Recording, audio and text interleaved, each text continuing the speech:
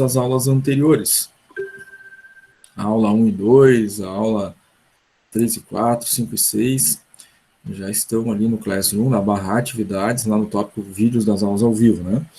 Isso aí já é do conhecimento de todos, a gente tratou disso lá no contrato pedagógico, mas é sempre bom relembrar, né, que as gravações ficam ali. Os slides utilizados durante as aulas, a mesma coisa, né? Então, a gente também combinou lá no nosso contrato pedagógico, os slides ficam na barra atividades, tem um tópico lá chamado slides das aulas, tá lá os slides da aula 1 e 2, 3 e 4, 5 e 6. Então, todos os materiais de aula, né, estão sempre disponíveis para vocês ali no nosso Classroom, desde o início, conforme foi combinado lá no contrato pedagógico. Além disso, vocês sabem que em cada aula nós temos sempre 2 momentos, né? São 2 estratégias pedagógicas diferentes. Cada aula é composta de uma primeira parte com os conceitos, o conteúdo, né, que a gente vai ver naquele dia, com a interação de vocês aqui ao vivo, né? Depois do intervalo chamado, a gente tem um segundo momento da aula com outra estratégia, que aí é exercícios para vocês fazerem, né, dando continuidade ao desenvolvimento do conteúdo daquela manhã. Tá? Então, esses exercícios da segunda parte da aula também ficam disponíveis para vocês, né, mesmo depois de ter passado, né, aquela aula, também ficam disponíveis para vocês, sempre aí no Classroom, na barra atividades. Se vocês forem olhar, né, além do tópico vídeos, além do tópico slides, está ali, né, o conteúdo de exercícios de cada uma das aulas que a gente teve. Todas elas estão ali. E o material de hoje não vai ser diferente. Depois de gravada a aula, o vídeo vai ser disponibilizado ali. Os slides também, né, depois que a gente tratar do conteúdo, vão estar ali. Depois, na segunda parte da aula, vai ter os exercícios, e aqueles exercícios para vocês fazerem durante a aula, né? Depois, nos próximos dias, quem quiser consultar, igualmente vai estar ali. Então, todos os materiais de aula sempre estarão disponíveis para vocês no Classroom. Lembrando que o Classroom é o nosso repositório, né, de conteúdos, é a nossa sala de aula virtual. Tá? Muito bem. Dito isto, no início de cada uma das aulas, a gente sempre relembra o nosso calendário, né? Em todas as aulas, a gente sempre faz essa repassada no calendário. Né? Já é praxe, como se diz, né? Então, não iniciamos nenhuma aula sem relembrar dos compromissos do processo avaliativo. Tá? Então, vamos relembrar nosso calendário de novo. No dia 26, antes do conteúdo da aula 1 e 2, a gente teve o contato pedagógico, né? No contato pedagógico, o que a gente fez? A gente explicou tudo como vai funcionar, né? Todos os detalhes no primeiro dia. E esse vídeo foi gravado e está disponível também no Classroom, na barra atividades, tem um tópico chamado contrato pedagógico. Está lá os slides e o vídeo que foi gravado, mais de 1 hora, né? A gente conversando e detalhando todas as coisas.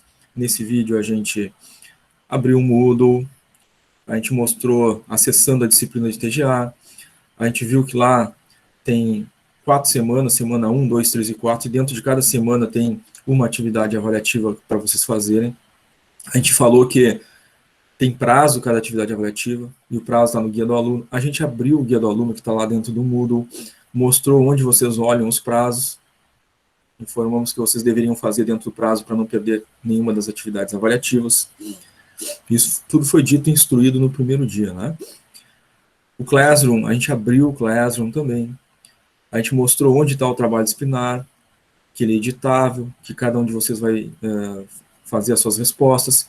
Depois, fecha o trabalho, clica em ver atividade, clica lá na caixinha de entregar ou marcar como concluída para entregar o trabalho para o professor. Isso tudo foi demonstrado. Nós vimos também que lá dentro do Moodle é onde vocês vão fazer a prova final. A gente mostrou onde ela vai aparecer. A gente mostrou também onde aparece a substituição, né? Então, tudo foi detalhado, tudo demonstrado de forma prática. A gente fez na prática, né, o acesso ao Moodle, a gente fez na prática o acesso ao Classroom, para vocês identificarem onde estão as coisas e fazerem dentro dos prazos, né? Isso foi o nosso contrato pedagógico, né, com todos outros detalhes e outras informações que a gente falou também. Está tudo lá gravadinho, quem quiser assistir novamente, né, para relembrar, quem não assistiu, né, assistir, quem assistiu pela metade, né, assistir por inteiro. O vídeo está ali desde o primeiro dia, disponível para vocês.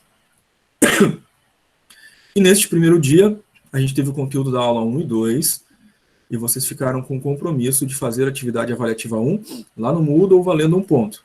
Né? Então, a gente explicou, né? Tem que acessar o Moodle, entrar na disciplina de TGA, clicar na semana 1, fazer a atividade avaliativa 1 valendo um ponto. E qual era o prazo? Conforme a gente formou no contrato pedagógico, e em cada uma das aulas depois, a gente relembrou esse calendário, mostrando que vocês tinham que olhar no guia do aluno para fazer dentro do prazo que consta lá no guia do aluno. Tá? No dia 2 do 6, a gente teve a aula 3 e 4, e vocês ficaram com o compromisso de fazer a atividade avaliativa 2, tá? Igualmente, dentro do Moodle, dentro da disciplina de TGA, lá na semana 2, valendo um ponto. Prazo para fazer no guia do aluno, como sempre. Inclusive, no primeiro dia, a gente pediu aí, né, que vocês anotassem, né, facilitando aí o acesso de vocês mesmos, né, a consultar qual é o prazo, né, quantos dias eu ainda tenho para fazer atividade avaliativa, e facilita bastante, né, se anotar no caderno, numa folhinha, mas o arquivo, o guia do aluno está sempre lá dentro do Moodle, é só abrir ele e ver o prazo, né, só para facilitar aí a anotação é uma dica. No dia 9 do 6, né, na semana passada, a gente teve aula 5 e 6, e vocês ficaram com o compromisso de fazer a atividade avaliativa 3, igualmente valendo um ponto, lá no Moodle, cujo prazo consta no guia do aluno. Fazer dentro do prazo, para não perder esse um pontinho, né? Se deixar passar o prazo, perde, né?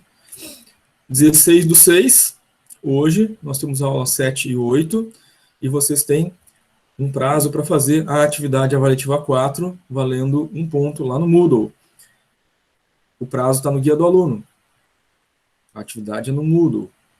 Então, tem que fazer dentro do prazo que consta no guia do aluno, lá no Moodle, valendo um ponto. Tá? Então, são 4 atividades avaliativas no Moodle. Um ponto cada uma, 4 pontos ao todo. Tá? Para fechar os 10 pontos da N1, falta 6. De onde vem 6 pontos da N1? Do trabalho disciplinar, que vale 6 pontos. Vocês fazem e entregam no Classroom, não tem outro meio, né, para fazer a entrega, é no Classroom. Então, você tem que fazer conforme a gente combinou lá no vídeo do contrato pedagógico.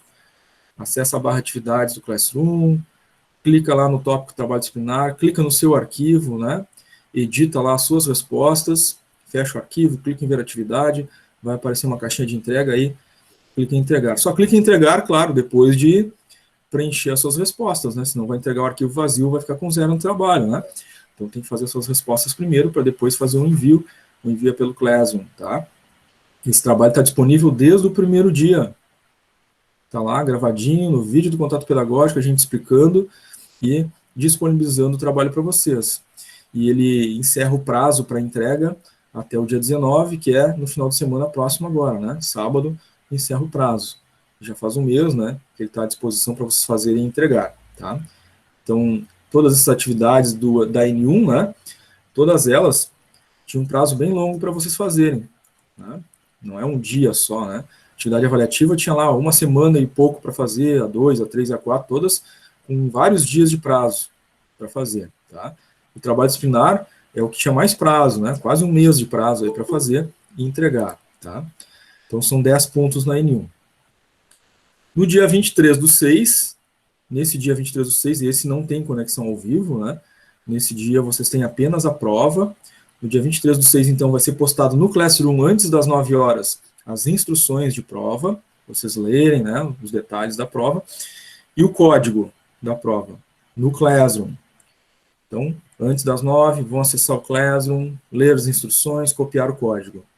Às 9 horas, vocês vão acessar o Moodle. Tá? No Moodle, ali abaixo da semana 1, 2, 3 e 4, vai estar lá, prova final. Clica nela, vai pedir o código, inserem o código, vai abrir então as 10 questões da prova. Feitas as 10 questões da prova, vocês clicam em salvar e enviar, e ela já automaticamente vai dar a nota de vocês na N2. A nossa média final é a N1 mais a N2 dividido por 2. Então, N1, avaliativas no Moodle mais trabalho, 10. Prova N2, 10. Soma as duas, 20. Divide por 2, 10. Se somar a nota da N1 mais N2, dividir por 2, der menos que 6, porque a média mínima de aprovação é 6, se der menos de 6, aí reprovaria por nota, mas ainda tem uma chance, que é fazer a nossa avaliação de substituição, né? Então, uma entre aspas, aí, recuperação. Essa substituição ocorre no Moodle no dia 10/7. Ela não tem código, é só entrar no dia 10/7, lá no Moodle, abaixo da semana 1, 2, 3 e 4 da prova final vai estar a substituição, somente para quem ficou abaixo da média, tá? E aí faz a prova também 10 questões. Vai substituir qual nota? A menor que ficou entre a N1 e a N2, né? Então, eu fiquei abaixo da média, fiquei com 8 na N1 e fiquei com 2 na N2. Soma as duas notas dá 10, divide por 2 dá 5, né? Ficou abaixo da média 6. Então, a substituição vai substituir a menor nota. Se ficou com 8 na N1 e 2 na N2, vai substituir a nota 2.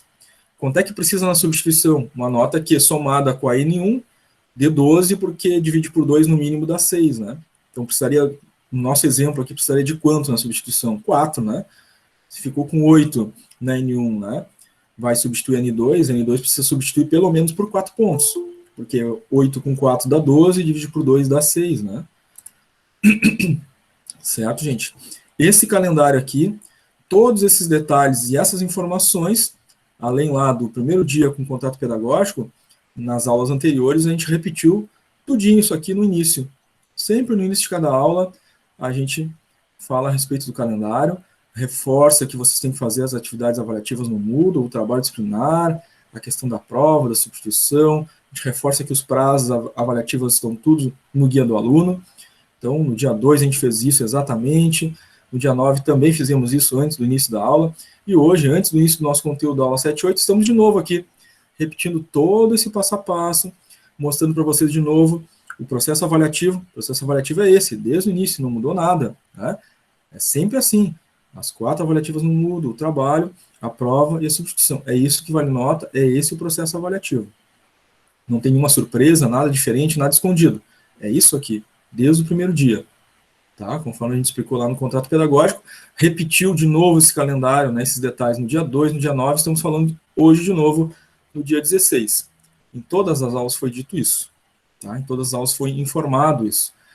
Mesmo assim, né, sei, claro, né, que para muitos aí, né, 97, 98% da turma, está todo mundo já, né, muito bem antenado nisso, né, fazendo tudo nos prazos, fazendo certinho, mas sempre tem ali uns 2%, 3%, que por algum motivo qualquer, não se sabe qual, né, embora a gente tenha feito isso no contrato pedagógico, feito isso na aula do dia 2, feito isso na aula do dia 9, feito isso na aula de hoje, chega no final da disciplina, né, eu não sabia que tinha que fazer as atividades no Moodle, né, as avaliativas, não sabia do trabalho, né, e aí reprova por nota.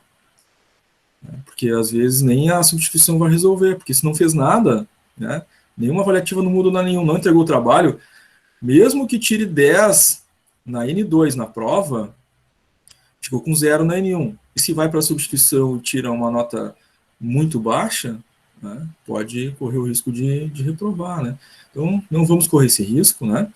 O processo avaliativo da N1 tem um prazo muito longo, né? Todas elas tiveram prazos aí bem longos para vocês fazerem, então não vale a pena a gente arriscar, né? Deixar de fazer, enfim. E aí esses 2, 3% que às vezes deixam passar as avaliativas, né? Procurem, né? Ainda tem a avaliativa 4 lá que está em aberto, tem o trabalho ainda, está no prazo para fazer, né? Tem, então, 7 pontos por aí, né? Na N1 ainda valendo, né? E a avaliativa 4 e o nosso trabalho, né? 6 pontos. Muito bem, gente. Embora a gente fale isso em todas as aulas, em cada uma das aulas, pode ser, né? Que surja uma dúvida nova. Não tinha perguntado isso ainda, né? Vou perguntar agora. Então, perguntem, tá, gente? Dúvidas, perguntas aí sobre o nosso processo avaliativo. Surgiu alguma novidade, alguma pergunta nova, alguma coisa que vocês estavam em dúvida, não tinham perguntado ainda? Alguém quer perguntar alguma coisa?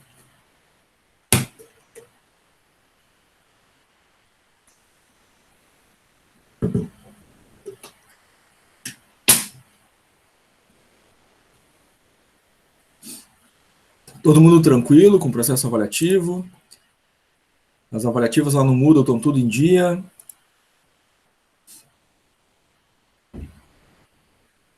Como é que tá, gente?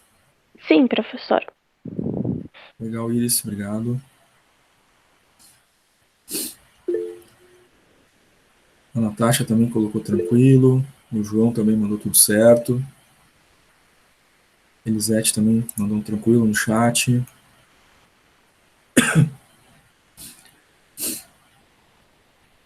Muito bem, gente. Que bom que tá todo mundo em dia, né? A turma de vocês é uma turma bem grande, né? Turma que tem aí quase, quase 50 alunos, né? 40 e poucos. Então tá uma turma grande e tá todo mundo mantendo tudo em dia, né? Tudo certinho. Ajuda bastante, né? Lá no final, chegar e não precisar fazer a substituição, né? Então, meu desejo é que ninguém da turma precise chegar na substituição. Realmente vocês consigam, né? Aí chegar na média final com o processo avaliativo da N1 e da prova, né? Melhor ainda, né? Não só chegar na média, mas chegar lá no final uma média bem alta, que quem sabe no 10 todo mundo aí, né? Esse é o meu desejo, tá? Então, gente, vamos tratar do nosso conteúdo da aula de hoje, já que relembramos, né? Todo o processo avaliativo, como a gente sempre faz no início de cada aula.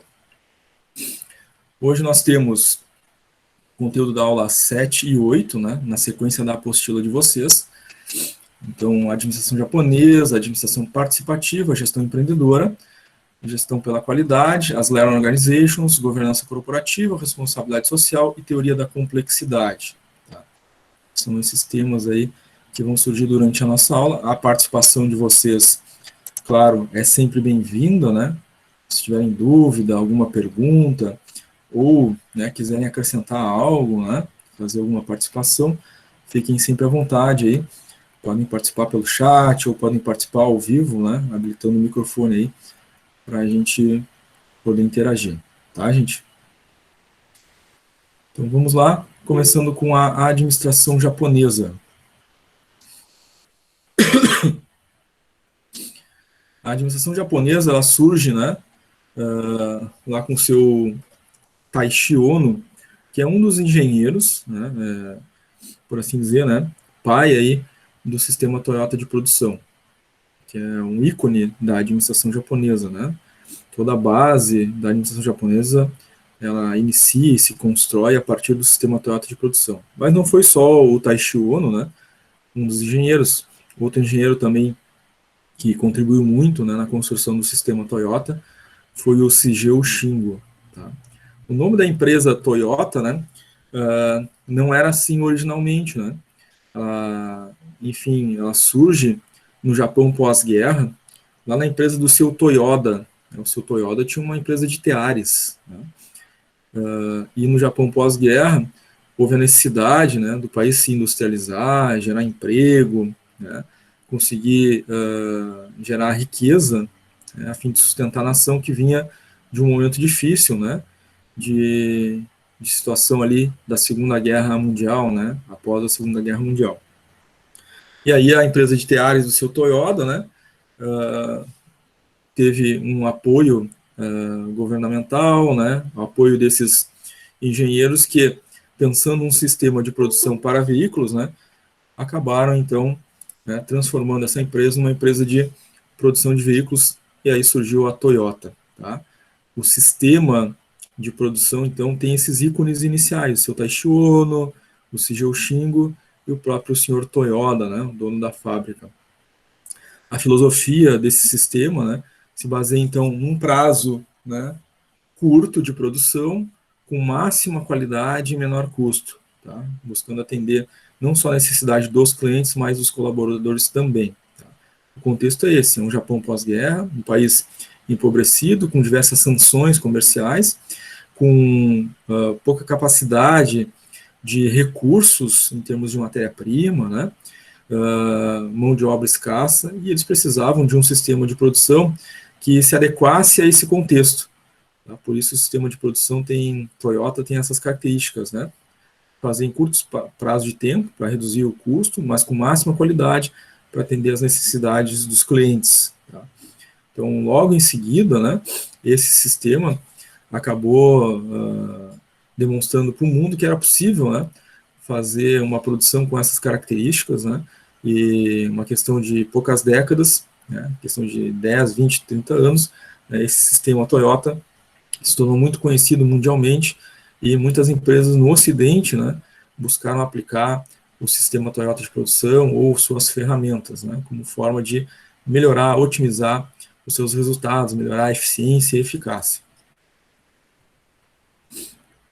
O sistema Toyota, então, ele tem algumas características ou ferramentas de gestão, né?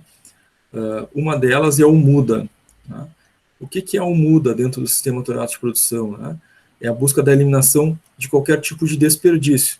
Então, claro, o contexto era um Japão pós-guerra, então eles não podiam desperdiçar matéria-prima, o tempo, né? Perder espaço, eles precisavam otimizar tudo, né? Utilizar tudo com a máxima eficiência, né? Porque eles tinham poucos recursos, né? Pouca mão de obra, o tempo era escasso para a produção, porque tinha um número reduzido de trabalhadores. Então, eles buscaram então, implementar essa ferramenta chamada MUDA, que combate inicialmente 7 desperdícios no processo produtivo. Tá? Um deles é o processamento desnecessário. Então, atividades de processamento da produção dos materiais que fossem desnecessários. Buscavam identificar, né, os elementos efetivamente necessários, que realmente contribuem, que agregam valor, eliminar os demais, né, os demais processos que são somente, né, ocupação de tempo, de espaço. Eles buscavam eliminar também a movimentação dos materiais dentro do processo produtivo. Então, por exemplo, o processo A, B e C, né, sequenciais. Então, para fazer o processo B, precisa ter feito primeiro A. Para fazer o C, precisa ter feito primeiro B. Né? E aí, claro, há um deslocamento dos materiais entre os processos A, B e C. Essa movimentação, né, ela é estudada e eliminada na medida do possível, né, com a aproximação das células de trabalho, as unidades produtivas, a fim de que não houvesse uma distância maior, né, de deslocamento entre as etapas do processo.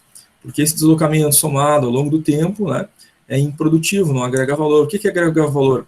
É o posto de trabalho em si, né, fazendo a alteração da matéria-prima em produto. Então, movimentar a matéria-prima de um posto para outro, né, não é um tipo de processo que agrega valor, é um desperdício. Tá? Claro, um processo de automação também, né, de autonomação, ajuda bastante nessa eliminação de desperdício. Em vez do indivíduo parar o seu trabalho, né, para ir buscar um material, né, a implementação de uma simples esteira que desloca o material de um lado para o outro, né, de um ponto a outro, já elimina parte desse desperdício. Um outro elemento importante é a eliminação de estoque. Né? O estoque é visto como desperdício dentro do sistema Toyota de produção. Né? Em que sentido? Desperdício de recursos financeiros. Todo estoque que eu tiver em matéria-prima, ou estoque em processo, ou estoque de produto acabado, sem demanda, sem pedido do cliente, é dinheiro parado. Né? Então, isso é visto como desperdício, e a tentativa do sistema Toyota de produção, então, é eliminar ou reduzir ao máximo os níveis de estoque, a fim de que não tenha dinheiro parado, né, em matéria-prima. Então, a ideia é a gente produz mediante pedido. Né? Assim funciona o sistema Toyota de produção. Então, eu vou precisar de matéria-prima necessária para atender aqueles pedidos que estão, né, em andamento. Não ter, né, produção em excesso para depois tentar vender quando surgir um pedido. Né? A produção é feita só quando há pedido. Evitar a superprodução nesse sentido, né? Então, não há necessidade de produzir a mais ou além do necessário, né? Porque uma produção excessiva vai fazer com que haja dinheiro parado em estoque. Não há pedido, produção em excesso, né? Está só acumulando material, né? Não está vendendo, não está trazendo resultado, não tem receita. Tá? Então, essa é uma visão aí de desperdício do sistema Toyota. Eliminar os tempos de espera, né? Ou seja, equalizar, né? Equilibrar o sistema produtivo, a fim de que as etapas não fiquem esperando, né, o trabalho uma da outra. Então, a gente deu o exemplo antes, né? O processo A, o B e o C, né? Um depende do outro para fazer o seu trabalho. Então, se o processo B é mais rápido que o processo A, o que vai acontecer com o processo B? Vai ficar ocioso em algum momento, né? O processo A é mais lento.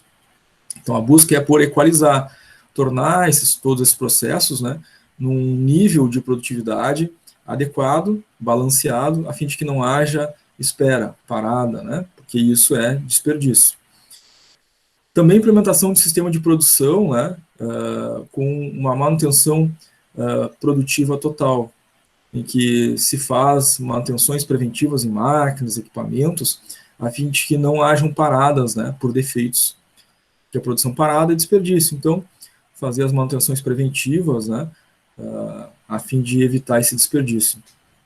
E, claro, por fim, né, eliminar o transporte que seja desnecessário. Né? Então, por exemplo, né, situações em que a empresa precisa fazer deslocamento do produto pronto, o produto acabado para o seu cliente, ou fazer o deslocamento da matéria-prima do seu fornecedor até a empresa, né? Esse transporte que seja desnecessário, né, ou dispendioso, né? Então, é melhor que se tenha as empresas fornecedoras próximas, né, da empresa, e aí a gente tem um deslocamento menor, um tempo menor de transporte, ou a gente tem as CDs, né, de distribuição próximos de zonas populosas para fazer a entrega do produto de uma forma mais rápida ao cliente final, eliminando esse desperdício. Então, esse estudo do transporte também faz parte do sistema Toyota de produção. São 7 desperdícios, então, estudados, em que se busca eliminar esses desperdícios, minimizando esses impactos no custo operacional, maximizando a margem de lucro da empresa. Esse é o MUDA, então, os 7 desperdícios. Uma outra ferramenta de gestão no sistema Toyota de produção é o Kaizen. Né? O Kaizen ele é a melhoria contínua. Né? É uma palavra que traduz a própria cultura, né? Ou um elemento da cultura oriental, que é se tornar melhor hoje do que foi ontem, né? Se tornar melhor amanhã do que foi hoje. É da própria cultura do povo oriental, né? E o povo japonês, então, traz isso desde o Japão feudal, né? Muito antes da industrialização. O que foi natural que, quando houvesse o processo de industrialização, que eles levassem esse elemento da cultura deles para dentro dos processos organizacionais. Então, da melhoria do indivíduo, né, e do povo como ser humano, né, eles levaram para dentro dos processos organizacionais o Kaizen. Então, claro, além de aplicar isso na cultura, na forma de ser e pensar, né, das pessoas, isso pode ser aplicado nos processos e nos produtos também. Então, a ideia de melhorar continuamente, né, não se aplica só às pessoas. Eles levaram isso para dentro do processo organizacional, buscando a melhoria de produtos e de processos. A ideia é não passar nem um dia, né, sem fazer uma melhoria em um produto, em um processo, ou nas relações humanas, né, nos grupos de trabalho. Tá? Claro, ele tem todo um ciclo de aplicação, né, começa pela identificação dos desperdícios.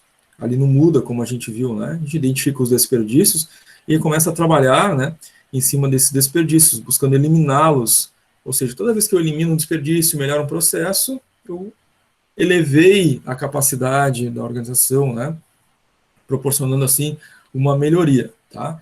Então precisa fazer todo esse ciclo, né, de melhoria, documentar as melhorias, refazer, né, como faz parte do processo e é importante no sistema Toyota de produção, né, as pessoas celebrar, né, os grupos, as equipes celebrarem essas conquistas, padronizar os novos modos e formas de realizar o processo, o produto, medir os resultados, né, verificar as mudanças que foram alcançadas com esses resultados, fazer sempre mudanças contínuas, né, melhorando, checar a realidade, né, aquilo que se alcançou e fazer os planos de ações, né, para cada vez mais identificar novas situações de desperdício e novas melhorias a serem feitas. É um ciclo constante, contínuo, né, é diário, tá? A ideia é que isso aconteça sempre, né? Sempre há algo que melhorar. Essa é a visão do sistema Kaizen, né? Então, a gente chegou num ponto que não tem mais o que fazer, não. A busca é sempre de uma melhoria contínua, tá? A próxima ferramenta de gestão aí, né, a filosofia, né, do sistema de produção é o just-in-time. Tá? O just-in-time proporciona uma sincronização do fluxo de produção com os fornecedores, a fim de fazer as coisas somente na hora certa, né? Então, evitando aquela ideia do estoque em processo. Então, a gente vai ver na primeira figura, na parte de cima, um sistema tradicional, tá? Em que há um acúmulo de estoque em processo. Está vendo ali o primeiro processo, né? O processo A, o processo B e o processo C, e depois o produto final. O que acontece? Se a gente está produzindo sem ter pedido, a gente está produzindo para estoque. e acontece de ter matéria-prima no meio do processo, né? Temos matéria-prima, tem um produto acabado no final do processo, e aí depois a gente vai ter um acúmulo de produtos acabados no estoque, né? E depois um esforço de venda, né? Do comercial, dos vendedores, do marketing, e empurrar esses produtos para o mercado, né? Então, na literatura é assim que se chama, né? O sistema ocidental tradicional, né? Produz em grande volume, faz estoque e depois empurra para o mercado, faz esforço de venda. Isso gera custos, tá? A gente pode ter o risco de ter matéria-prima parada no meio do processo, matéria-prima no estoque, alto volume de produtos acabados, que é dinheiro parado, que ainda não virou recurso no caixa da empresa. Tá? E esse volume de materiais parados em estoque, processo, né, e produto acabado na expedição, né, isso pesa na margem de resultados da empresa. A ideia do just-in-time, né, é a figura de baixo, onde a gente não tem estoque em processo, né, e logo a seguir, quando o produto está acabado, já tem o pedido, já faz o envio para o cliente e recebe a receita dessa venda. Tá? Então, a ideia do just-in-time é, quando eu começo a fazer o processo produtivo acontecer, quando eu tenho pedido lá do cliente, aí o fornecedor me entrega o material, eu produzo, ou seja, não vai ter material em processo, porque o material rapidamente já vai ser transformado, vai virar produto e vai ser enviado para o cliente. Então o fluxo é contínuo, né? A gente não tem materiais parados esperando que venha um pedido, né? Essa é a ideia do sistema automático de produção, o que leva, é claro, uma necessidade de uma afinização, uma sincronia, né? Uma aproximação muito grande entre a empresa e os seus fornecedores, para que eles entreguem no prazo mais curto possível, mais breve possível, os materiais, para que a empresa possa fazer esse fluxo todo acontecer, entregando a prazo, né, para o cliente final. Tá? Muitas empresas acabaram adotando a ideia de sistemistas, né, chamado Milk Run. Então a empresa tem no mesmo espaço geográfico, né, próximo de si, os seus fornecedores.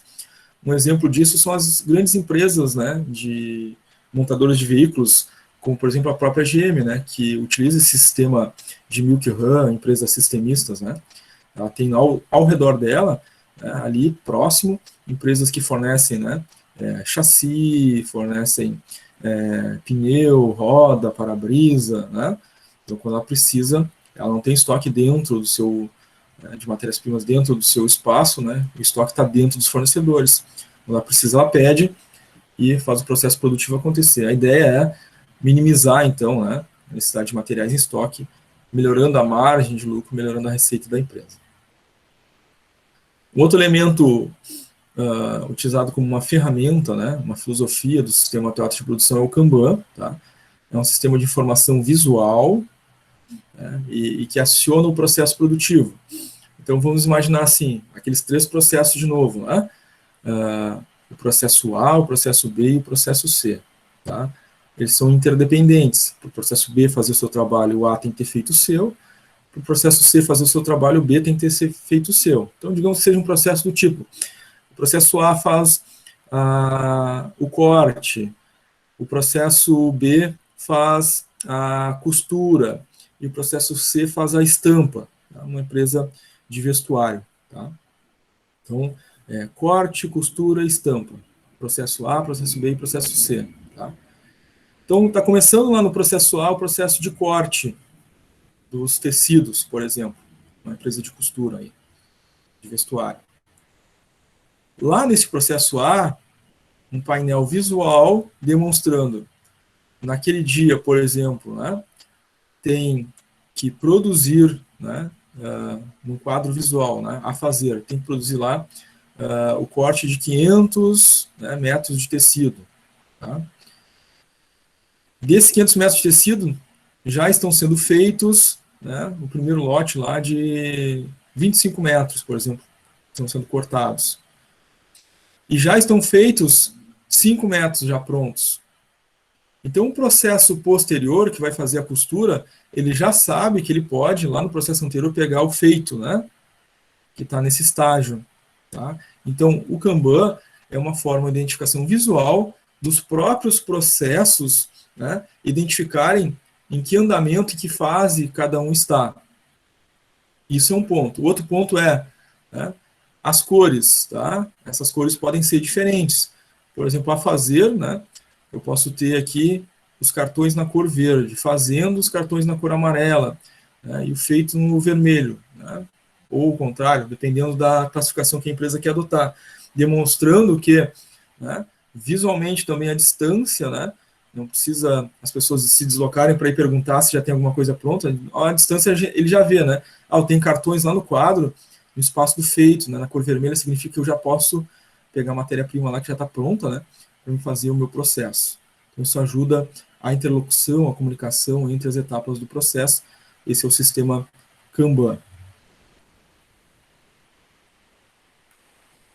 Então, gente, o sistema Toyota de produção, né, ele tem uma gestão participativa, como a gente viu pelo próprio sistema Kanban, né, é importante a participação das pessoas, né, durante o processo de gestão, e essa comunicação visual ajuda bastante. Óbvio, né, o trabalho em equipe, né, comunicação entre as equipes, para o processo fluir, né, então depende muito das pessoas, e o sistema Toyota de produção, né, aposta muito nisso, né, no treinamento, no desenvolvimento das pessoas, na segurança, né, que essas pessoas têm na própria empresa, né, as fábricas originalmente lá na Toyota, né, no Japão, né, propiciavam isso também para os trabalhadores, né, eles propiciam, né, e valorizam a experiência, né, então aquela pessoa que tem 10, 15, 20, 30 anos na empresa, ela é muito considerada porque ela conhece toda a história da organização, né, ela conhece as evoluções, as melhorias que foram feitas, a motivação das coisas, né, então eles valorizam muito a experiência e o tempo da pessoa na empresa, o que fazia com que não era nem algo que estava na lei, né? Mas a própria empresa já valorizava isso, né? Ela gosta, né, de ter a experiência com ela. Então é importante para ela ter segurança para estabilidade dos trabalhadores na empresa, né? Era muito difícil a empresa se desfazer dos seus colaboradores, né? Com demissões, por exemplo, frequentes, né? É muito comum no início do sistema tático de produção, né, ter equipes, né, e pessoas com muitos e muitos e muitos anos de empresa, com experiência acumulada. A experiência acumulada leva à perfeição. E esse é um ponto também do sistema Toyota de produção. A responsabilidade compartilhada, né, a interação dos processos, tomada de decisão, e, claro, os controles estatísticos, né, para conseguir fazer as melhorias, identificar os resultados que foram obtidos, né, se aqueles resultados foram efetivos, se aquilo que foi projetado realmente foi alcançado. Então, esse é o nosso sistema Toyota de produção. Pessoal, dúvidas? Perguntas? Já tinham ouvido falar do sistema Toyota de Por produção e dessas não. ferramentas? Por enquanto, nenhuma dúvida, mas é muito interessante. Não sabia disso. Legal, Iris. Valeu pela participação. A Bruna também colocou ali tudo certo no chat.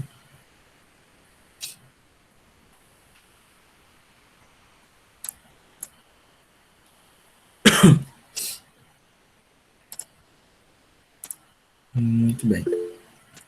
A Alessandra também colocou tudo certo. Jennifer Castro também colocou tudo certo no chat.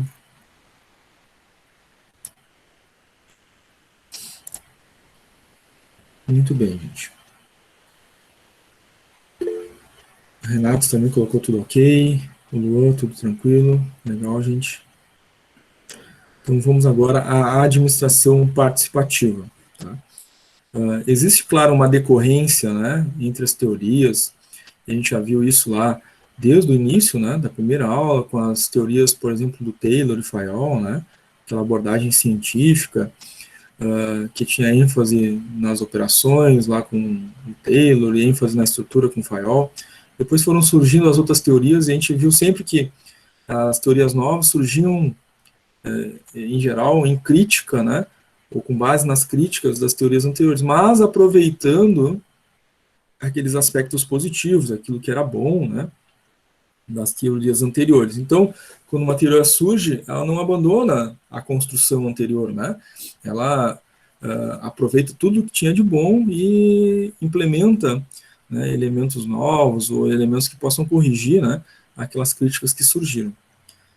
Na administração participativa, a gente vai notar que ela traz diversos elementos, né, de importância das relações humanas, né, lá aquela teoria das relações humanas, a teoria comportamental, as próprias contribuições lá da teoria estruturalista, né, que tinha ênfase não só na estrutura, no ambiente, mas também nas pessoas, né, a teoria contingencial, que depende muito, né, também das pessoas, o próprio sistema de produção, né, que preconiza ali a participação das pessoas, o trabalho em equipe, né, a tomada de decisão em grupo.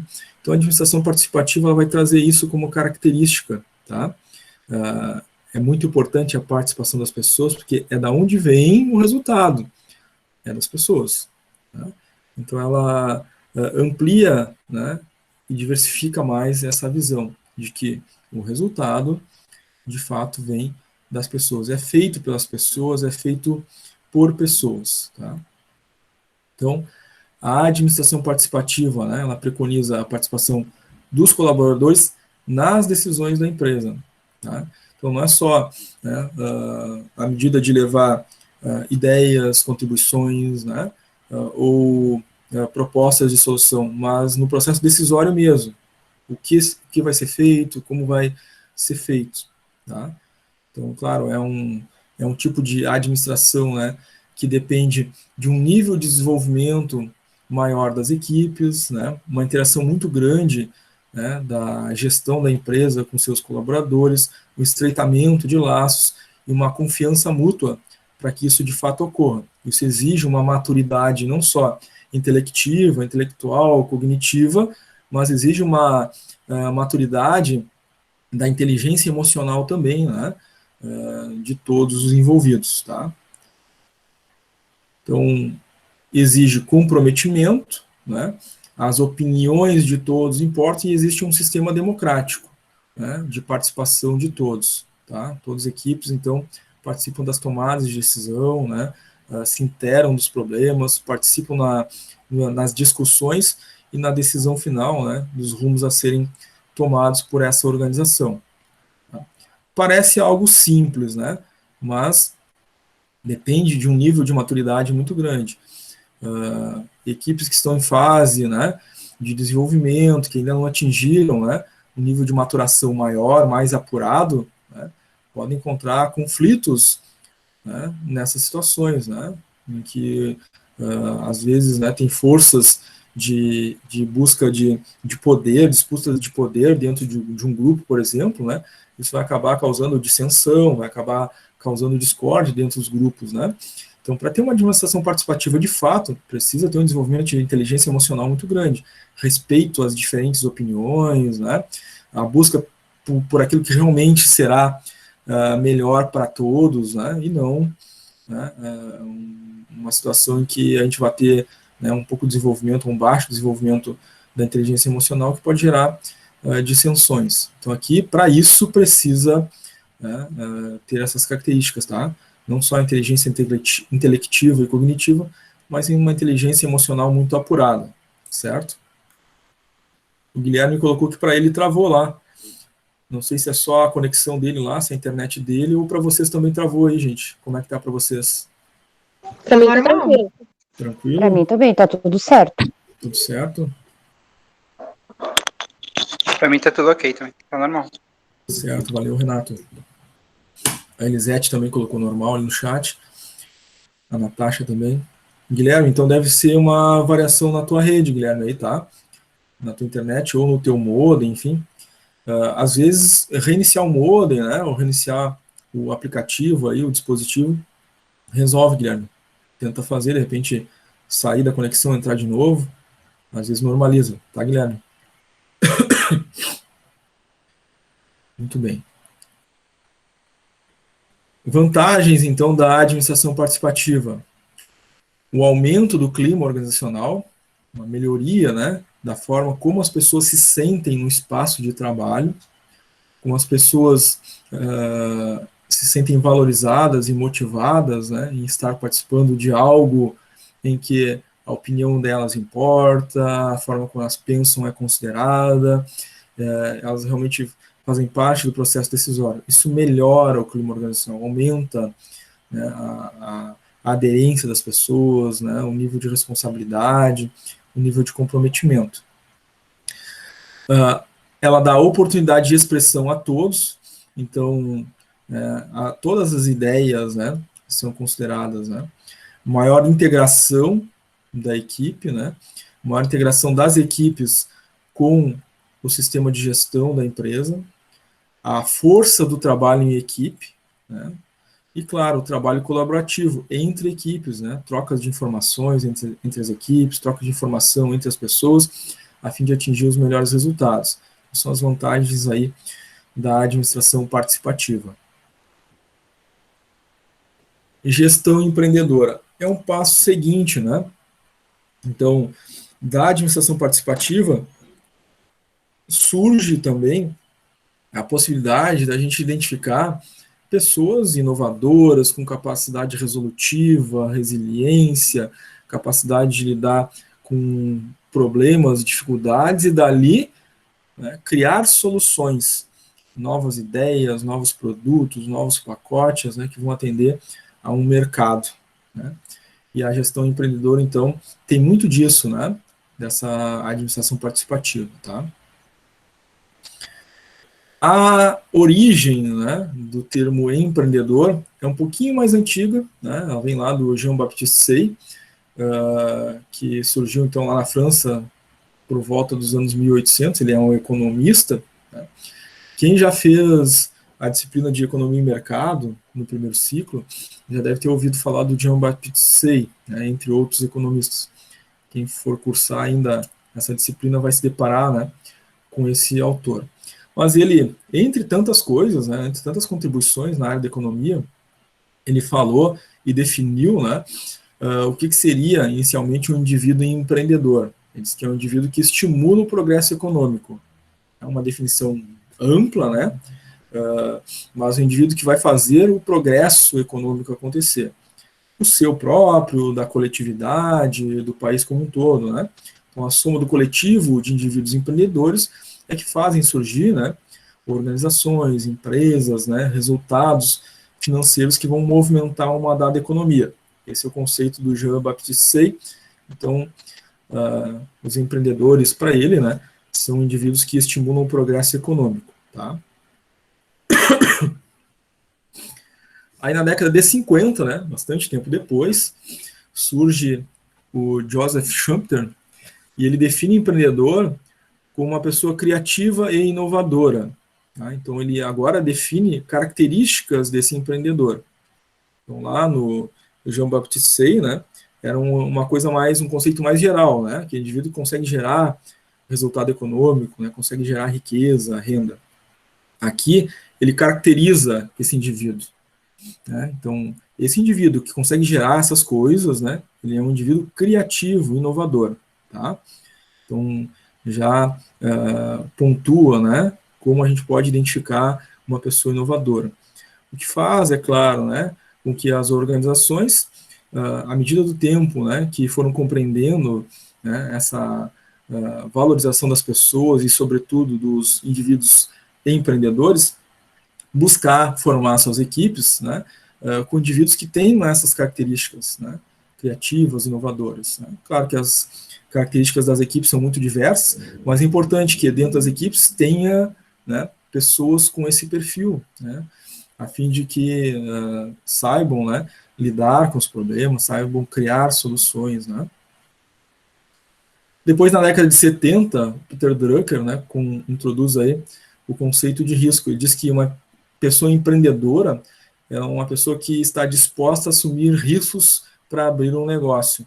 Né, porque sempre há um risco, né, em trazer uma ideia que pode não ser entendida pelo mercado, absorvida pelo mercado. Né. Então, sim, né, muitas vezes são tentativas, né, de acerto e erro, né, em que o empreendedor vai modelando a sua ideia, vai modelando um produto, vai modelando, né, um pacote, um serviço, até que ele seja, né, absorvido pelo mercado, seja compreendido pelo mercado, né, porque a ideia é sempre atender o mercado nas suas necessidades, resolver problemas daquele mercado consumidor, né, atender, então, com soluções. Tá? Claro que qualquer empresa que não resolva problemas, né, não proporcione soluções, né, não atenda necessidades, né, vai estar fora do mercado. Porque, em geral, né, as pessoas compram coisas para isso, para suas necessidades, problemas, né, do dia a dia. Tá? E na década de 80, o Gifford Pinchot traz o conceito de intraempreendedor.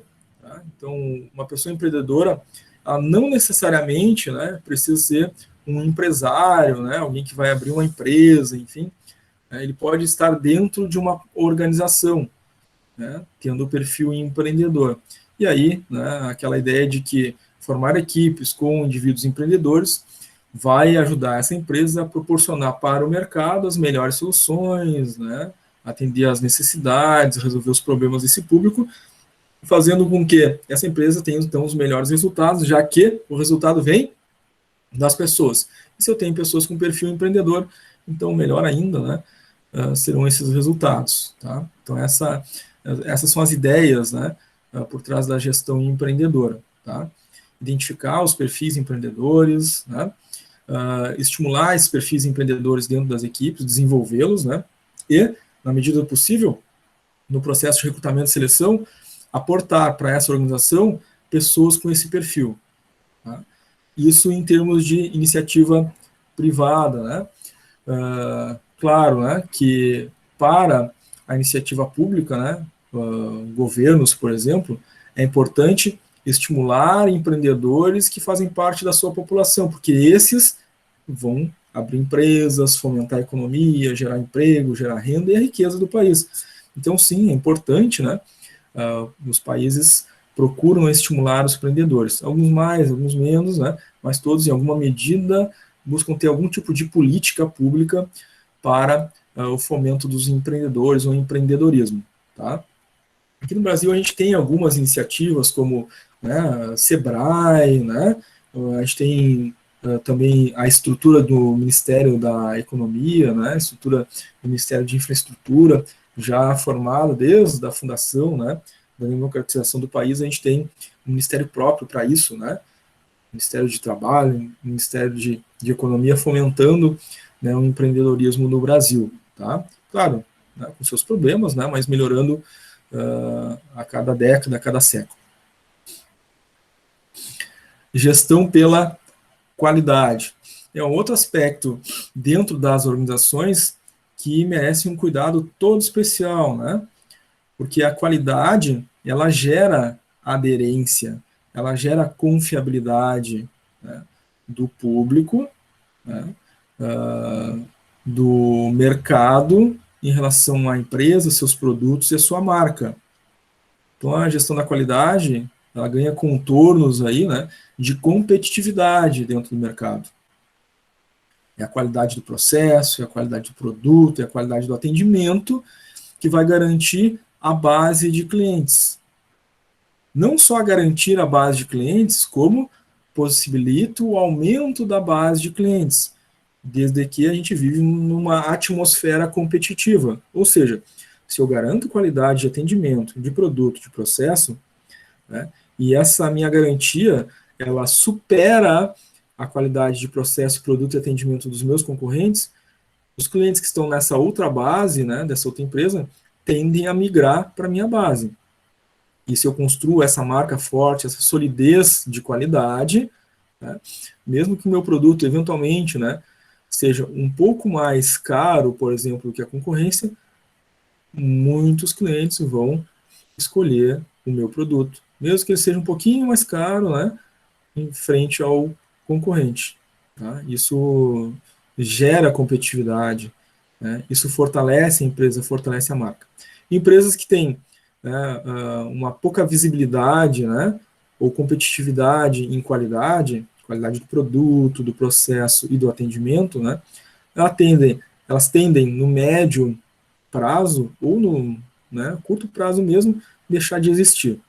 Né? Muitas marcas deixaram de existir ao longo das décadas em função dessa má qualidade ou má gestão da qualidade em termos de processo, produto e atendimento.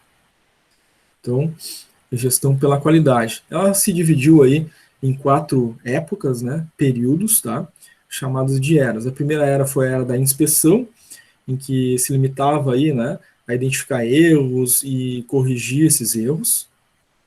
Depois, uma segunda era em que surge o controle da qualidade, aí começa a ciência, né, por trás da qualidade, os métodos estatísticos, identificar os percentuais de erros em cada processo, verificar o desempenho do processo, buscar estabelecer metas e padrões de qualidade.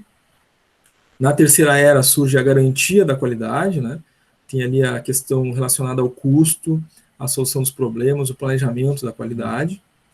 Depois a quarta era a administração da qualidade total, então que vai envolver toda a organização, não só o processo produtivo, mas todas as operações dentro da empresa, né, das organizações.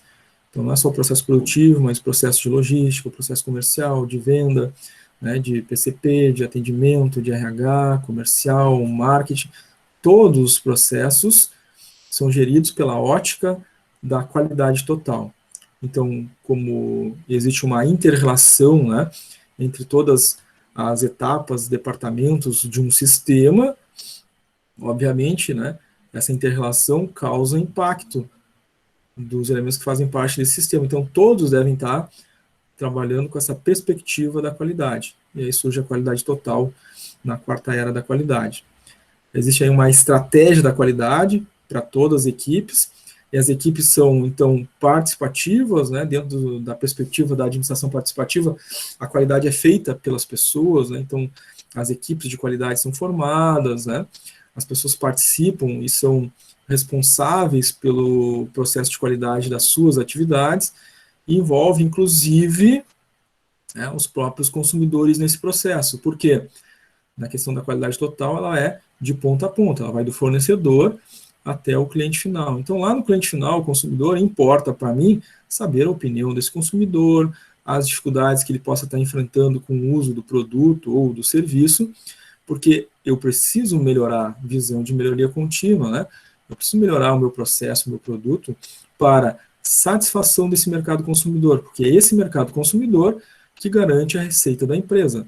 Se eu desconsiderar como o consumidor se sente, o que ele pensa da marca, né, como ele se relaciona com o produto, né, eu não consigo fazer melhorias. Né?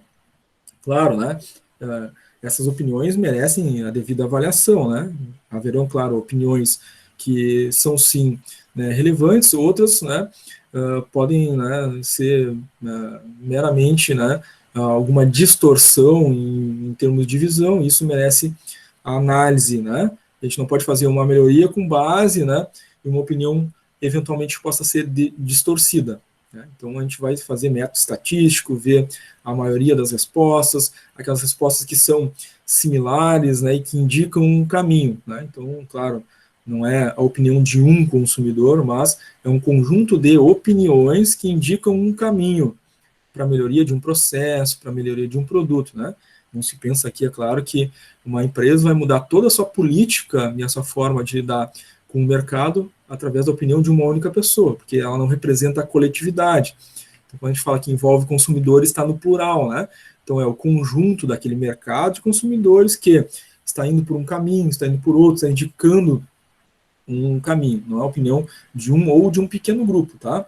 Então, é muito importante isso, porque algumas empresas acabam, né, tomando decisões, né, e desconsideram um grande grupo em função da opinião de um. Então, a gente modela um negócio, né, uma visão de um pequeno grupo, e o resto todo, como é que fica desatendido, né, não atende. Isso é sempre muito importante. Né? É método estatístico, é método científico, é um conjunto de dados estatísticos que vão servir para modelagem do processo, a fim de atender com qualidade o produto, o processo, o atendimento final ao cliente. Tá? Até aqui, gente, como é que tá? Tá tranquilo. Tranquilo, legal. Tudo certo. Tranquilo. Legal.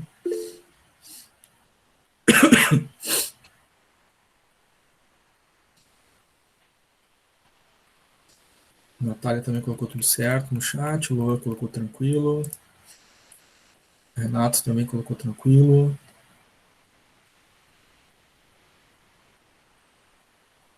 muito bem. Então, dentro da gestão da qualidade, nós temos a figura da gestão da qualidade total, né? Porque importa todos os processos, né? Então, a qualidade se faz de uma forma interrelacionada. Não pode ficar um processo fora, né? Porque ele vai causar um impacto negativo dentro do processo da qualidade se ele estiver fora dos padrões. Então, dentro desse aspecto, né, e trazendo a ideia da administração participativa, cada colaborador, então, assume a responsabilidade em ajudar a organização a atingir os seus objetivos. Então, cada indivíduo, né, precisa estar considerado dentro do processo da qualidade. Então, cada indivíduo é treinado, desenvolvido, né, a fim de absorver essa cultura da qualidade e agir proativamente com qualidade na sua atuação, dentro do seu processo, dentro da sua equipe. Então, é uma filosofia de convívio, de vida, de prática dentro da organização. Isso tem que estar, como se diz, no sangue das pessoas. Por quê? Isso é o que gera o resultado. É o resultado geral, coletivo, daquele grupo humano dentro daquela organização que vai fazer os melhores resultados dessa organização. E, claro, as pessoas que estão dentro dessa organização se beneficiam dos resultados que o grupo como um todo atingiu. E óbvio, né? Essa mentalidade dentro de todas as organizações que formam o conjunto de organizações da economia de um país refletem igualmente, né, o sucesso daquela nação, o sucesso daquela economia. Né? Então, são vários elementos que precisam estar trabalhando em conjunto e afinados para gerar a qualidade total. Tá? Então, existem aí sistemas de qualidade, políticas de qualidade e normativas de qualidade que foram criadas, né, para a gente garantir essa qualidade em processo, em produto, né, e em pessoas dentro das organizações, tá? Inclusive com selos de certificação, né? Talvez alguns de vocês já tenham ouvido falar ou trabalham em empresas que são certificadas por uma determinada norma da qualidade. Das mais conhecidas aí que a gente vê nas nossas organizações são as normas ISO, né? ISO 9000, ISO 14000, não são as únicas, né? Tem outras normas também, mas são as mais frequentes, né? As mais conhecidas, as mais faladas aí no nosso cotidiano, tá? Com o objetivo, então, de conscientizar as pessoas, tornar aquilo uma filosofia, né? Uma realidade dentro das organizações, tá? Nesse sentido, gente, como a gente viu, é muito importante a gestão da qualidade. A gente não pode, então, desconsiderar que os programas de qualidade sejam, né, relevantes para o resultado.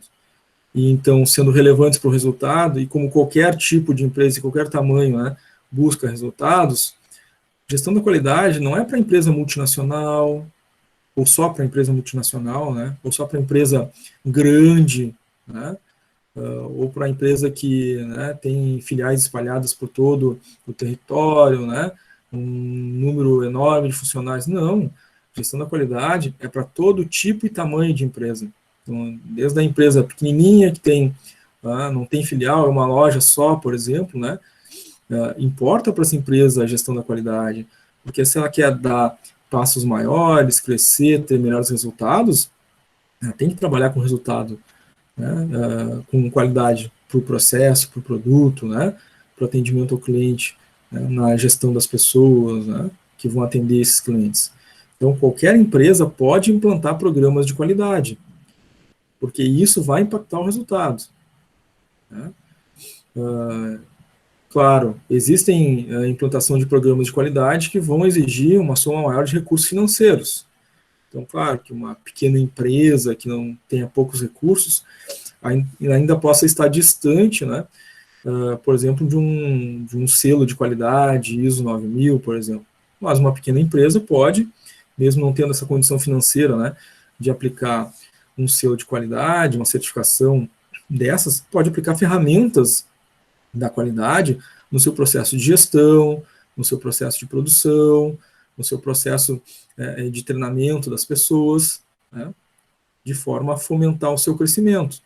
Então, algumas ferramentas, né, como plano de ação, né, gestão da equipe buscando coletar a opinião das pessoas, saber a opinião dos clientes, né, para identificar o que pode melhorar no produto, o que pode melhorar no atendimento.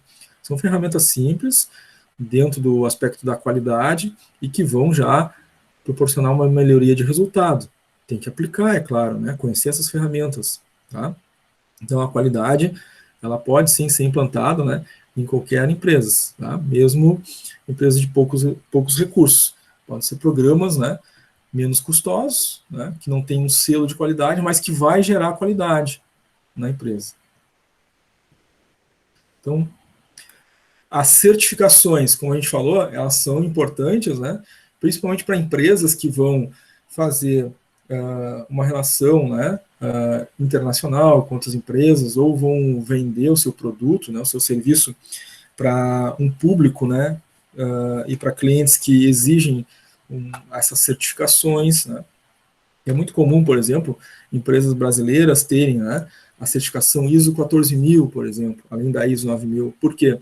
Há uma exigência, por exemplo, de mercados, né, de países europeus, que querem uma garantia, né, de qualidade, que naquele processo produtivo, né, não se utilize, por exemplo, né,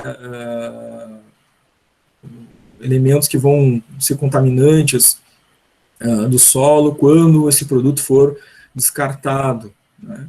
Então, é muito comum na indústria eletrônica, por exemplo, né, não se utilizar a solda que tenha uma composição com chumbo, né, porque lá na norma, né, para entrar no mercado comum europeu, né, não pode ter essa composição.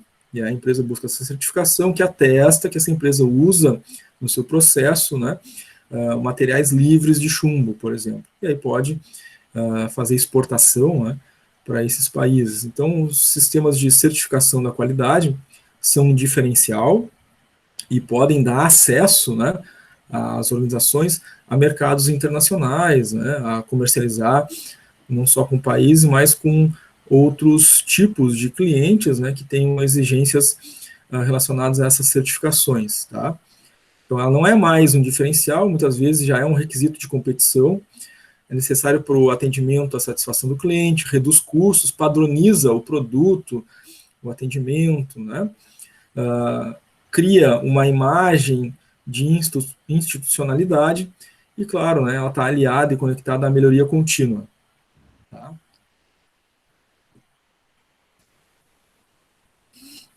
A reengenharia é uma outra teoria que surgiu, né, dentro da administração, que é o refazer, o realinhar, o reorganizar a gestão. Tá? Por quê? Qual o objetivo? Né? Pela necessidade de constante competitividade. Então, em mercados cada vez mais competitivos, o que pode ser feito em termos de reorganizar a empresa, reorganizar, né, essa organização, a fim de tornar ela mais enxuta, mais clean, né, com menos custos, melhorando sua margem de ganhos, tornando ela mais competitiva frente a esse mercado globalizado. Então, a reengenharia surge com essa necessidade de competitividade. Tá? Então, a empresa precisa melhorar a qualidade, a sua velocidade de entrega, a sua eficiência e diminuir os custos. Isso é motivação para o surgimento da reengenharia. Tá? Redução de custo, a redução do tempo e a melhoria da qualidade. Tá? Com a redução do custo, o que acontece? A empresa melhora a sua margem de lucro. Tá? Com a redução do tempo produtivo, por exemplo, ela melhora os seus prazos de entrega com o cliente, melhora a fidelização. E com qualidade nos seus produtos, nos seus processos e no atendimento ao cliente, né, a gente conquista uma base de clientes e amplia essa base de clientes. Essa é a ideia, né, por trás da reengenharia. Claro, né, que o objetivo era fazer mais por menos. Então surge, né, a necessidade de redesenhar os processos, aumentando a eficiência e a eficácia desses processos. E esse redesenhar, né, é reformular como as coisas são feitas, né, e as ferramentas utilizadas, os equipamentos, a tecnologia, né, o sistema utilizado para o funcionamento da empresa. Então, é uma mudança bem profunda, né, em vários aspectos organizacionais. O claro, né, levando a alguns custos também nesse processo de reengenharia, né. A gente vai mudar todo um processo produtivo, por exemplo, né, se a gente vai mudar a tecnologia utilizada, isso vai, obviamente, acarretar um custo inicial, tá? Mas visando uma melhoria no longo prazo, né, nos resultados dessa organização, como a gente viu, né, em qualidade, em custos, né, em velocidade de atendimento ao cliente. Bom, a reengenharia, por essas características apresentadas, por esses motivos e objetivos, né, ela acabou sofrendo algumas críticas, tá? Quais foram elas?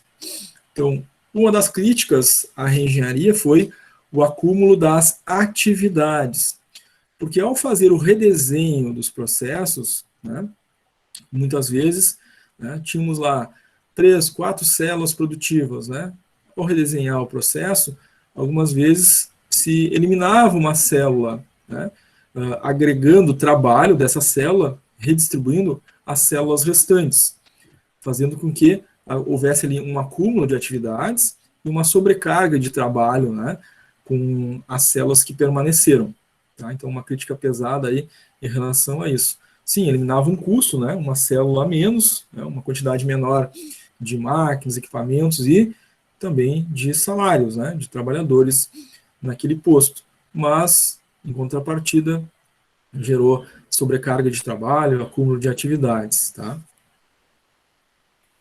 Uma segunda crítica, né, é o downsize, tá, que é a redução do número de colaboradores. Não só por essa questão, né, de gerar o acúmulo de trabalho, mas o downsize, né, não era uma simples redução do número de colaboradores, mas uma redução mesmo, às vezes, de níveis organizacionais. Então, a gente tem, né, o nível estratégico, o nível tático e o nível operacional, tá? O downsize muitas vezes foi aplicado da seguinte forma: eliminação do nível tático. Então, os gerentes, supervisores, né, e os diretores, muitas vezes, né, não eram mais necessários, e havia, então, uma relação direta do nível estratégico com o nível operacional, né, eliminando uma parte importante do sistema de gestão, né. Então, havia uma redução de número de colaboradores através da redução do nível estratégico, do nível tático, por exemplo. Tá?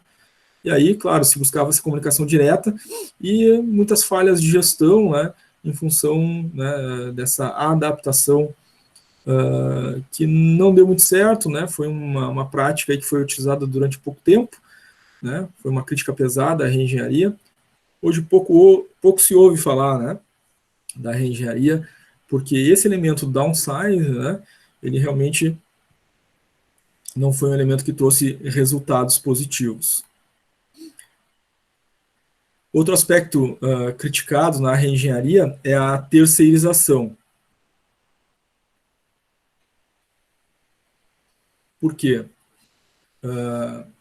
Claro, aqui no Brasil a gente tem uma legislação, né, que impossibilita aí a terceirização da atividade fim, né? Mas no plano geral, né, no mundo como um todo,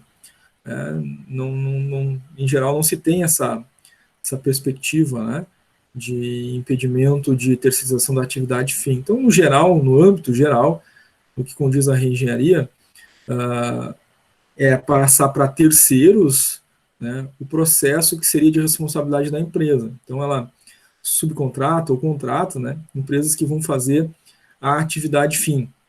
Tá? Pode ter, então, 2, 3, 4, 5, 10 empresas, né, contratadas, fazendo essa atividade fim, o que tirava da empresa um certo controle da qualidade do processo, do treinamento das pessoas, da forma como essas pessoas estavam atendendo os clientes ou fazendo o produto. Né? Então, como era a atividade fim, a atividade final, a empresa estava perdendo o controle de qualidade aí, né, do produto ofertado, do serviço prestado. Tá? Então, foi uma crítica pesada aí à terceirização.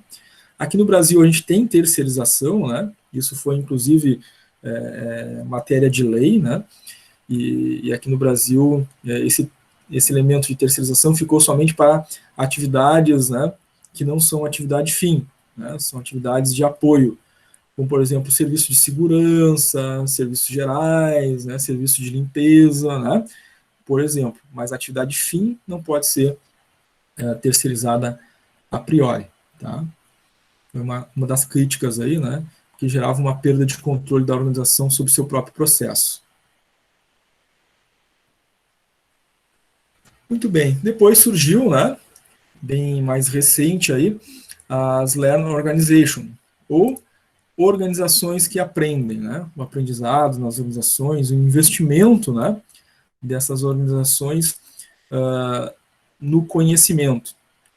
Partindo daquele princípio que a gente já tem visto, né, que tem sido carregado de uma teoria para outra, né? A importância das pessoas, investir nas pessoas, treinar, desenvolver, né?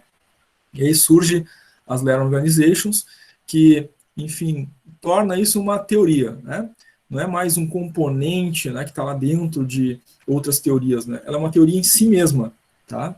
As Learning Organizations, ou organizações que aprendem, organizações de aprendizado, tá? O que compõe, né, as características das Learning Organizations? É o potencial humano, né, como o principal elemento, né? A comunicação entre as pessoas, a criatividade das pessoas, capacidade resolutiva, né? A sabedoria e o aprendizado constante, o treinamento das equipes, dos indivíduos e a motivação das pessoas. Tá? Essas são as características, né? As ênfases das Learning Organizations. Então, são as organizações que aprendem, né? E elas desenvolvem a sua gestão com esse foco de aprendizagem constante. Tá? Nesse sentido, elas têm a capacidade, então, de renovar, inovar de uma forma mais rápida, mais veloz. Tá? Elas são menos burocratizadas, né? As ideias, o pensamento das pessoas, né? A sua capacidade criativa, né? De trazer novos produtos, novas soluções, novos serviços, né? São muito, muito importantes e se baseia nisso, né? Nas propostas das pessoas, né? Naquilo que elas trazem, na sua capacidade. Tá? Então, essas são as Learning Organizations. É uma mentalidade mais recente, uma teoria mais recente. A gente vê isso muito presente, né, nas chamadas Big Techs, né? Nas grandes empresas de tecnologia, por exemplo. Né?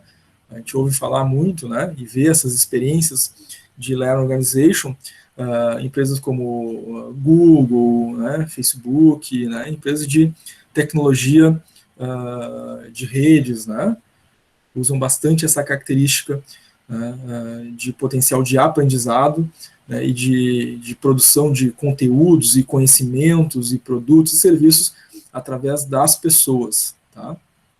São as nossas Learning Organizations. Aqui, de novo, né, é preciso a gente reforçar alguns aspectos de desenvolvimento. Tá? Para que isso ocorra, essa característica Learning Organization, a empresa já tem que ser, né, fundamentada, né, tem que estar na sua origem essa característica, né, precisa ter, então, um certo desenvolvimento de inteligência emocional por trás disso, né, não só uma inteligência cognitiva, e, claro, as pessoas que vão fazer parte, né, de uma organização nesse formato também devem ter essa característica, né, de serem automotivadas, né, de ter uma inteligência emocional muito grande, né, para poder trabalhar com diferentes características, outras pessoas de outras localidades, com ideias diferentes, distintas da sua, né, saber absorver também essas diferentes contradições, ideias, opiniões, né, pessoas com, de repente, uma dificuldade um pouco maior, né, de desenvolvimento emocional, vão encontrar dificuldade, né, numa organização como essa, porque, né, muitas vezes quer que a sua ideia vença, né, isso já demonstra uma carência de desenvolvimento emocional, né, então, não é uma questão de a ideia vencer, mas a questão é as ideias que trazem os melhores resultados. Então, nessas learning organizations, muitas vezes, né, a ideia que traz o melhor resultado vai ser apoiada por todos, né? Todos compreendem, né? Todos deram ideias, trouxeram participações, contribuições, né? E às vezes, né, é desse somatório de ideias que vai sair o melhor resultado, né? E aí, então, exige, claro, uma capacidade desses indivíduos, né, de resiliência em relação, né, às suas questões internas. Então, necessita aí, né, também de indivíduos que tenham essa capacidade, tá? Os benefícios, né, trazidos aí por essa característica de gestão, né, dessa Lean Organization. As atividades são cada vez mais eficazes, o ambiente se torna propício à inovação, né, e as ideias são aproveitadas, debatidas, discutidas, desenvolvidas, né, recebem contribuição de várias mentes, né, os conhecimentos são compartilhados, né, não existe essa ideia de, não, eu sei isso aqui, né, eu vou esconder esse conhecimento porque, né, eu vou levar isso adiante, vai ser uma ideia minha. Não, é um conhecimento compartilhado, né? As ideias não são próprias, as ideias são coletivas, né? E o aumento da satisfação dos clientes como resultado disso, né?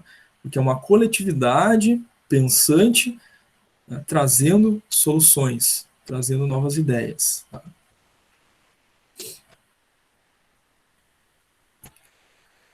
Temos aí a governança corporativa. Tá? É um elemento relativamente recente em termos de discussão, né? Embora esses elementos já estivessem presentes, né, em várias teorias anteriores, tá? A governança corporativa ela busca estabelecer métodos, né, busca estabelecer processos éticos no uso dos recursos, na forma como a organização se relaciona, né, com o meio externo, e entre si, entre os grupos, entre os indivíduos e dos indivíduos em relação à organização, tá? Então, a governança corporativa, ela tem aí múltiplas abordagens e ela se preocupa aí em integrar esses diversos atores envolvidos, tá? Sempre buscando dirimir conflitos. Então, para a governança corporativa importa, né? Tá lá no ambiente externo a relação com os fornecedores, a relação com as entidades de classe, a relação, né, com os processos legais, a relação com os seus clientes, os diferentes mercados, a relação com seus próprios colaboradores e equipes, né? Essa governança corporativa busca estabelecer relações positivas, dirimir conflitos, né? E essa relação tem que ser ética, moral, baseada em valores, tá? O resultado depende dessa confiança, dessa interação, né? Dessa conexão de confiança entre esses diferentes atores. Isso é a governança corporativa. Então, ela tem alguns pilares para que isso aconteça, tá? Então, os princípios básicos que dão sustentação a esses pilares são a transparência nas relações, a prestação de contas, né? A ética no uso dos recursos, o equilíbrio, a equidade e a responsabilidade corporativa, a responsabilidade de todos, tá? Os pilares que sustentam, então, a gestão corporativa são os sócios, tá? Então, os indivíduos sócios, né, devem ser o exemplo de conduta para a organização. A governança corporativa busca estabelecer um conselho administrativo, né, que vai fazer os controles, né? O próprio processo de gestão, né, um processo ético e cuidadoso.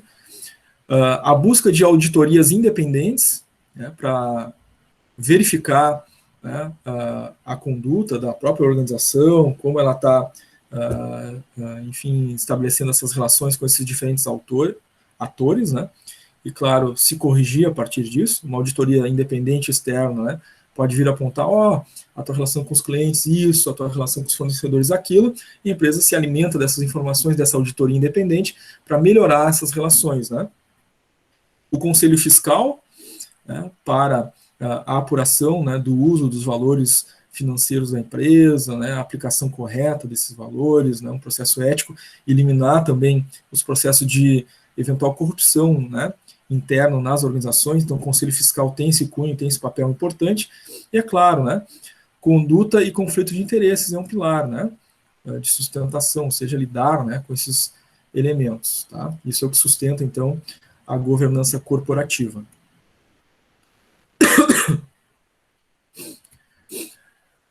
Um dos últimos elementos aí da nossa aula de hoje, né, é a responsabilidade social, que é conteúdo do próprio trabalho disciplinar de vocês, né?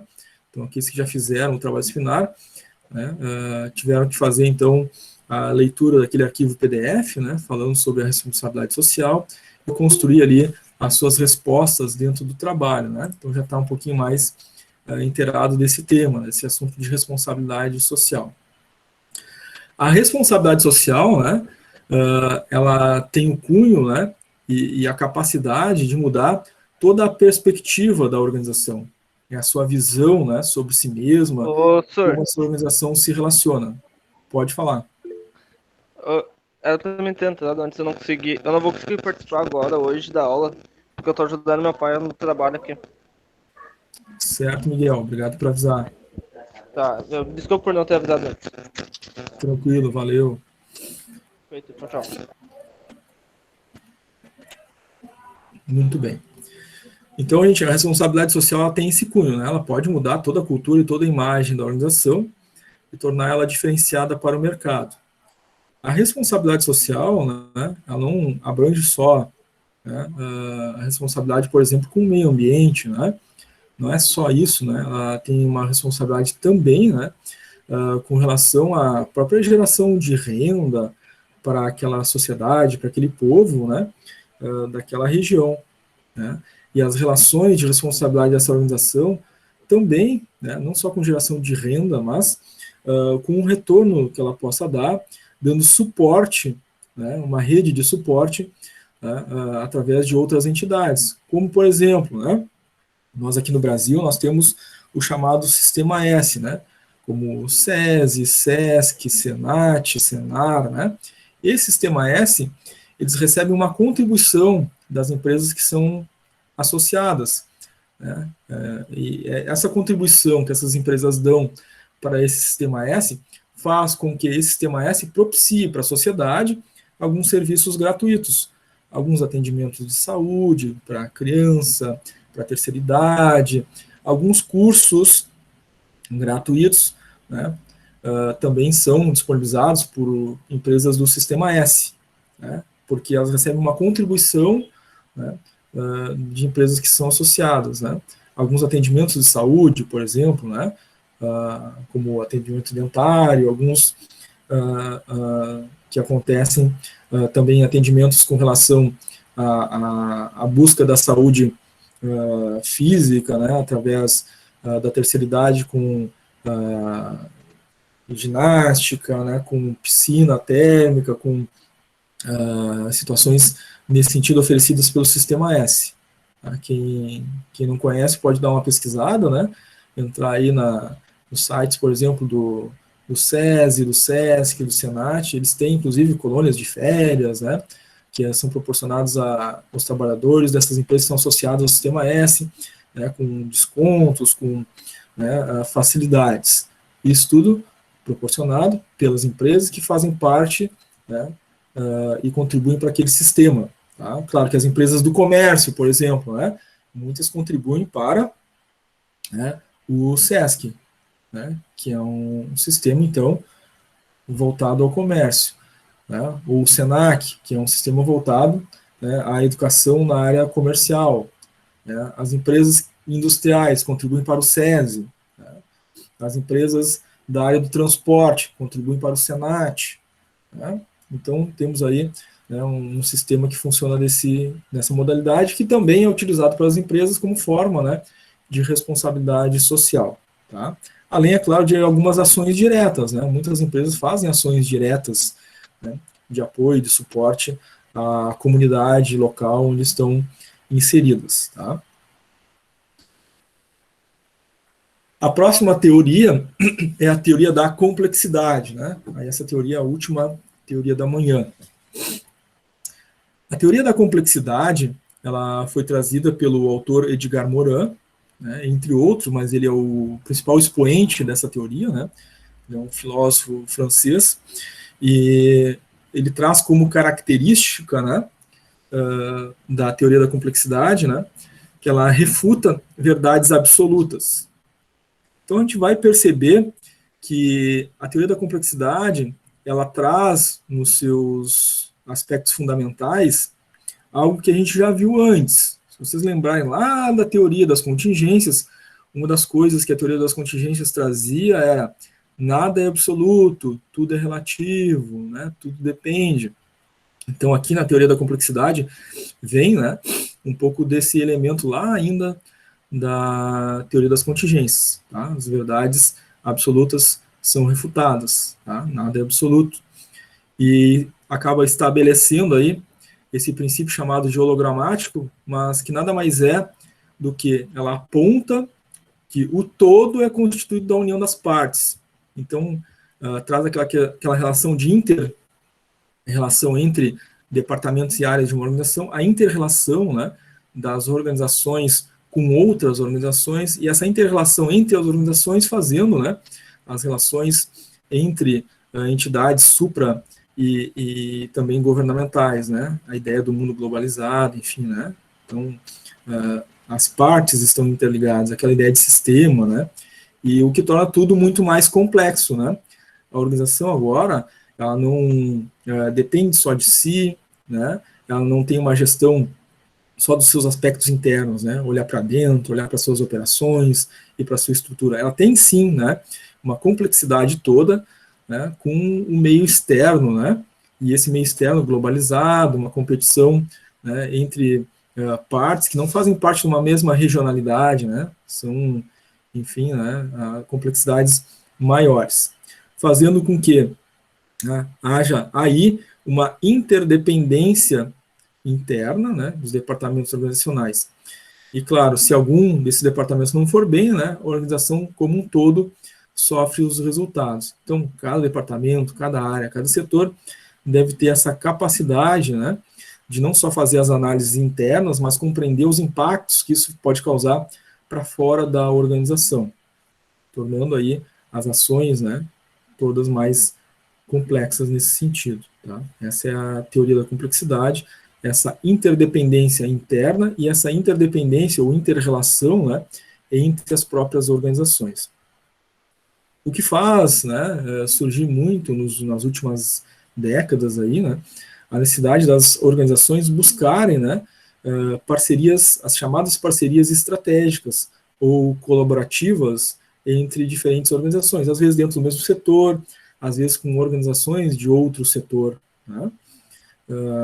Uma ideia, né, que surge disso, por exemplo, é as empresas de tecnologia aliadas a empresas, né, da área do primeiro setor, como, por exemplo, o comércio, né, comércio, ou então na área alimentícia, né? Então, a gente tem uma grande empresa da área de tecnologia, né, desenvolvendo aplicativos, e a gente tem empresas, né, do primeiro setor, como, por exemplo, na área de alimentação. Faz uma parceria, né, enfim, nesse sentido de buscar melhores resultados para ambas as partes, né, e surge uma empresa como, por exemplo, o iFood, né, é uma empresa de tecnologia e que se alia com as empresas que prestam serviço de alimentação, né, e os dois têm ganhos, né. Então, há uma complexidade de relações, né, uma parceria estratégica em que há ganho entre as partes. E aí tem uma infinidade de exemplos no dia a dia, né, hoje com essa possibilidade, tá?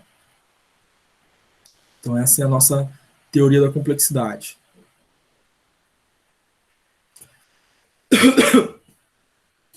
Pessoal, podemos ir para o nosso intervalo? Ficaram com alguma dúvida? Querem fazer alguma pergunta? Não, tranquilo. Tranquilo, senhor. Tranquilo?